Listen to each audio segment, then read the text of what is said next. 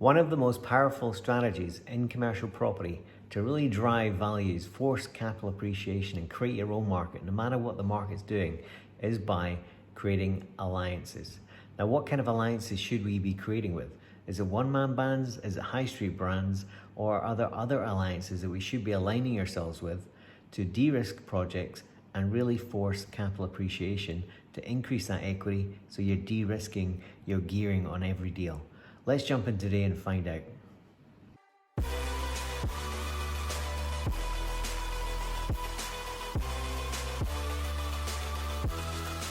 So creating alliances, one of my favorite strategies for adding value.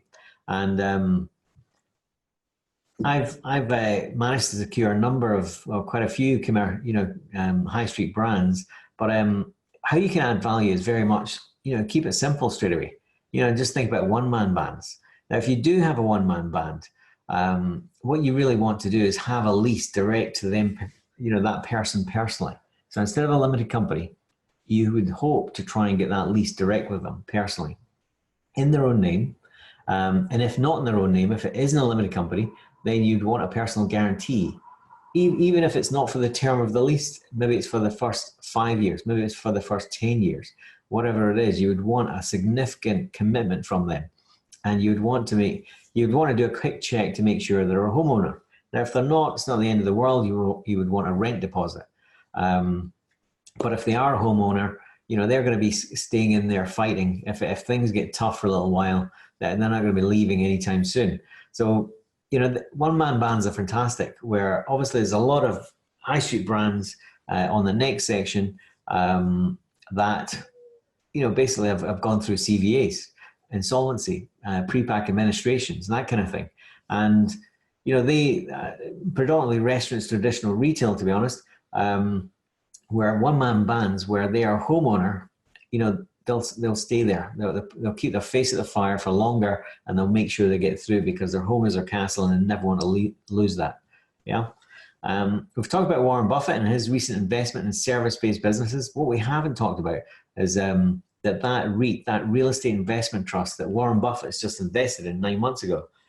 He put $366 million in, and he bought 5% of that REIT. What they do is very specific, very small, and at the biggest, they do regional service-based businesses. So they invest in these businesses, and they let out the commercial properties at incredible yields because they're actually helping the business get started sometimes. They're buying vacant commercial property in affluent areas in the States, and they're seeking out little service-based businesses to go in there and actually helping them set up with the refurbishment costs and everything.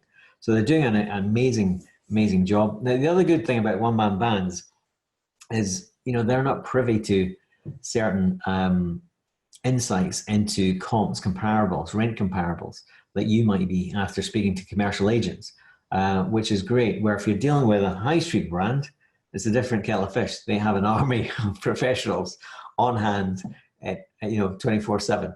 So trying to win a rent review with a high street brand is not the easiest thing to do. Yes, you have to deal with market comps, but they know all the market comps, and they've got they've been through Lord knows how many rent reviews, and you'll just never beat them. So, which is why if I'm dealing with a high street brand, I like to try and bake in the uplifts at day one. So when they're the hungriest is when they're taking on the lease, which is the easiest point to bake in the uplifts. Yeah. So I try and do that with them. The great thing about, whoops, yeah, we're off again. So the great thing about blue chip tenants are Capex and Compression. Now, what is Capex and Compression? Capex is obviously capital expenditure. The amount of money that they spend on your property is just mind-boggling. It's really simple and understandable when you find out what's behind that. But it really is incredible how much money they can spend on your property. Like that one that's coming up next week, the deeper dive is on the strike one, and that one costs 1.25 million. And the amount of investment, capital expenditure that the tenants, put into that property, eradicating all the elevations. stripping out the whole of inside, starting again, putting new services in, was 2.3 million. So 1.25 cost, they spent 2.3 million. Incredible. Smaller one up in Perth, they spent 86,000. It really is incredible the kind of money they have, because they're looking for a return on capital. And currently, Costa Coffee are achieving a kind of 47% return on capital, which is why fundamentally they don't invest in commercial property, because they don't see they'll get a 47% return anytime soon. Now, in terms of compression, what that means is very much that as soon as you have a blue chip company, a high street brand on a lease, a reasonable term lease, and depending on the terms of that lease and the breaks predominantly, what you'll have is a massive compression. So when you have a one-man band, you have a very high yield, which means a very low value. When you have a high street brand, you have a very low yield, and therefore you have a very high value. We'll come on to that next week. It's, yields and cap rates are, sounds complicated, but it's really, really simple. I assure you, you'll know exactly what we're talking about next week. It's a walk in the park.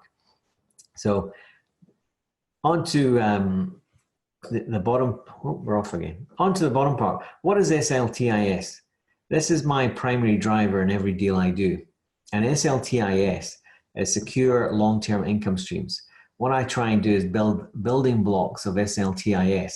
So every deal I look at, I'm looking from a point of view of how do I create a very long-term income stream here with the least amount of hassle. So yes, I've got work at the beginning, but after the work's done, I don't really need to speak to them or get involved anymore.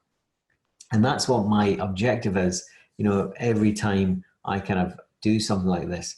Like, in fact, one of my friends, he deals with just local housing associations. That's all he does, just one thing, LHAs across the land.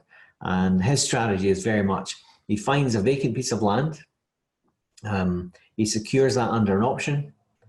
Before he does that, his first protocol is he meets the LHAs, finds out their requirements, where they want to be, how much, what size, the rents and all this kind of thing. After he does that, he then goes to look in that area and he finds a vacant piece of land, gets it under option, and then he obviously applies for all the consents. While at the same time, the third part is he does a deal with a construction company, gets the contract in place, and he has in each contract about £200,000 profit just with the construction company.